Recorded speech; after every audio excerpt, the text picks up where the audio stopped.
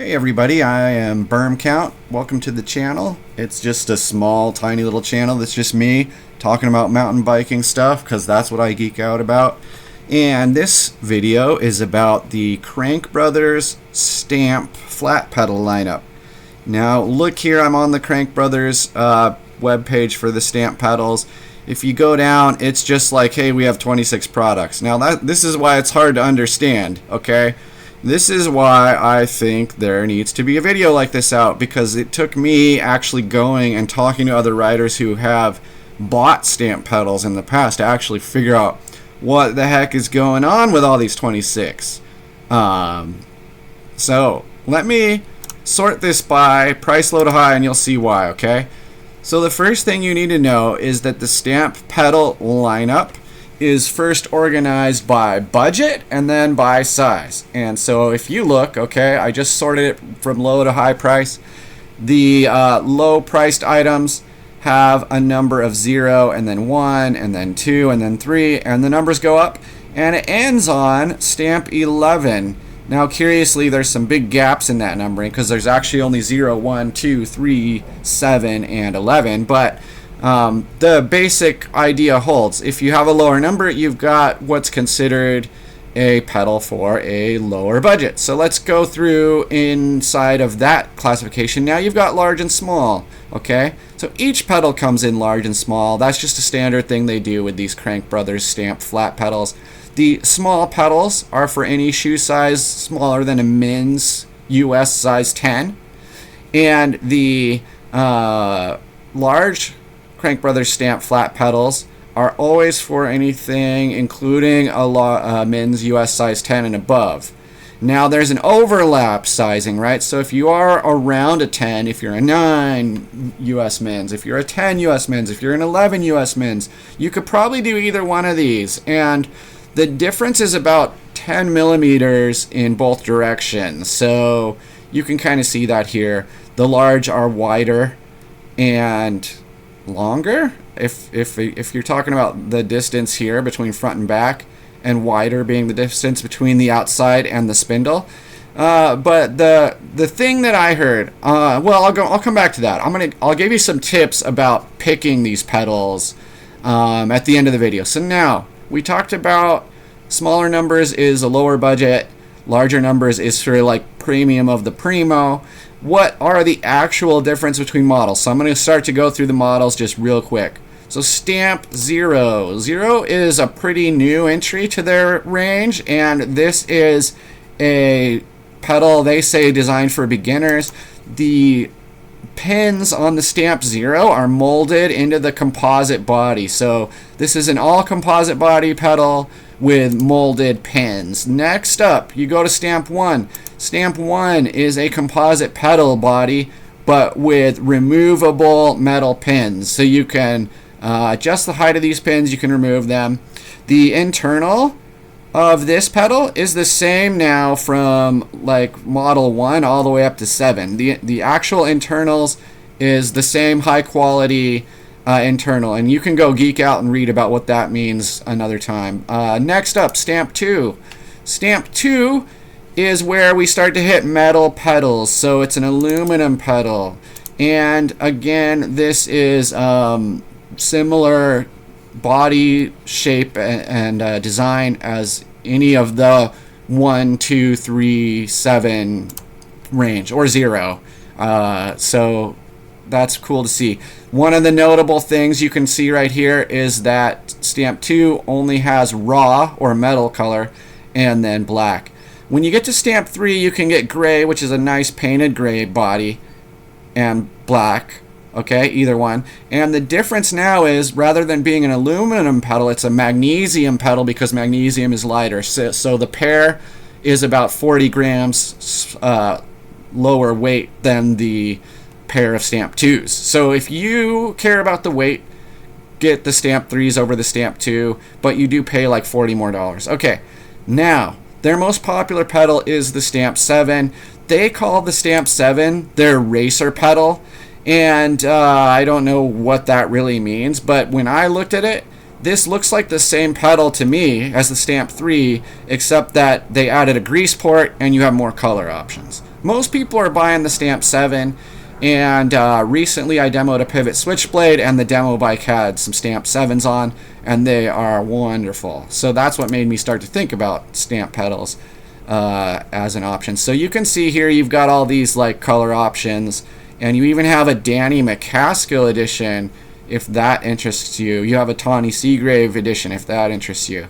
You have Oil Slick as a color option for a little bit more money. So you're up to the blingy level now. If you want to go up past racing level, you can go all the way up to the Stamp 11. Now what is that? That is again a further weight savings via the titanium spindle. So I don't remember what these weigh, but these are their lightest pedal. You pay a hefty $330 to get that, okay? So now let me come back here. So you got all these options. You come in here, you're like, which one should I get? There's 26 products. I would say here's how I would do it, okay? If you don't mind composite pedals and that's okay with you, maybe get the Stamp 1. If you are a beginner and you don't want metal pedals or metal pins, you just want to get the cheapest thing you can get the Stamp 0. Between Stamp 2 and 3, I would tend towards the 3. It's not much more money, and it's a lot lighter. I mean, 40 grams is pretty good weight savings. And yeah, you know.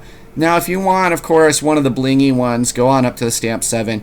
I personally don't think that the grease port matters. I can't vouch for that from experience or anything, but you know, it's a grease port versus like just taking them apart and re-greasing and rebuilding. I don't know if you can actually skip the rebuild. The grease port maybe is a gimmick to me. All it's going to do is push grease into an area. It's not going to actually put it where everywhere it needs to go, right? Tell me I'm wrong in the comments below if you think that. And if you just don't care about money and you are making some kind of, you know, if you're a weight weenie and you want the lightest possible XC bike or something, get your Stamp 11s with the titanium spindle. That's how I would choose. And quick note about now, let's say you settle on you're going to buy the Stamp 7s. Are you going to get the large or the small? It doesn't matter if your shoe size is like less than 9 US or if it's greater than 11 US. But if you're in that area, which a lot of people are, it's very average, not size 9, size 10, and size 11, then what I was told from riders who ride Stamps all the time is the small ones are nice because they reduce rock strikes. So if you care about reducing rock strikes, maybe get the small ones. The trade-off is you have to be very precise or more precise about where you put your foot.